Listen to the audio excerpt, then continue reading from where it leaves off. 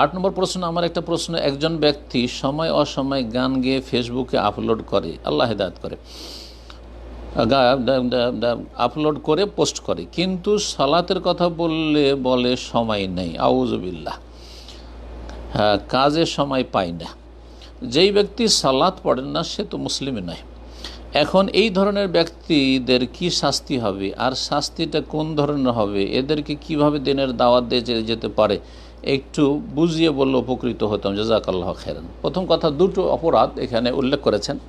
একটি অপরাধ হচ্ছে ফেসবুকে সে গান গেয়ে আপলোড করে বা পোস্ট করে, এটা গুনহা, কাবিরা গুনহা, কিন্তু সেই ব্যক্তি মুসলিম ফাসেক থাকবে, গুনাহগার ফাসেক মুসলিম থাকবে।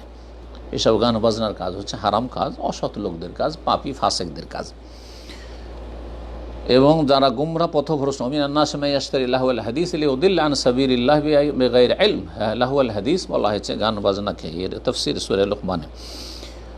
কিন্তু সেই ব্যক্তি মুসলিম, কিন্তু সবচেয়ে বড় মারাত্মক হচ্ছে যে তাকে সালাতের কথা বললে, সালাত তো পড়ে না, বলে যে সময় নেই আর কাজের সময় পায় না। ইনশাআল্লাহ যেদিন মরে যাবে সেদিন সময় পেয়ে যাবে, যেদিন মালাকুল মত এসে ধরবে একবারে শক্ত করে আর টেনে হেঁচড়ে নিয়ে যাবে জাহান্নামে সিজ্জিনে, সেই দিন সময় পেয়ে যাবে, সেই দিন বুঝে যাবে।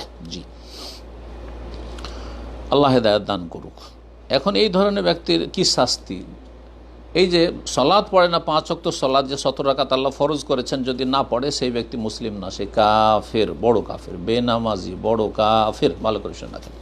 এবং এই বিষয়টির ওপর আমাদের অনুবাদ করা কিতাব রয়েছে হুকমত তারিকুস সালাত, শাইখুল হোসেন রহমতুল্লাহ আলাইহির সালাত পরিত্যাগকারী বা সালাত ত্যাগকারীর বিধান, পড়ে নেবেন বইটি। আলোচনাও রয়েছে সালাত ত্যাগকারী যে কাফের, বড় কাফের, ছোট কাফের নয়।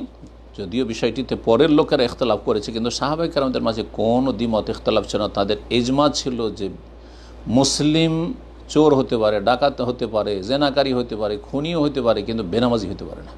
জি, কানু লা ইয়ারাউনা শাইআম মিনাল আমালি তারকুহু কুফরুন গায়রা সালাহ।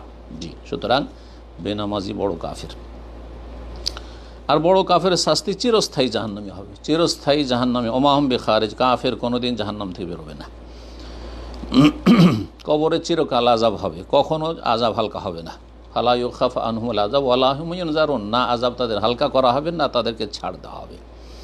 এদেরকে কিভাবে দিনের দাওয়াত দেওয়া যেতে পারে? তাদেরকে দাওয়াত দেবেন আল আহাম ফাল মুহিম, যেটা বেশি ইম্পর্টেন্ট, বেশি গুরুত্বপূর্ণ, সেটা তার গান বাজনা থেকে মুক্ত করার আগে তাকে সালাতের দাওয়াত দেবেন। তার আগে যদি শিরকি আকীদার লোক হয়, কবর মাজার পূজারি, তাহলে তৌহিদের দাওয়াত দেবেন।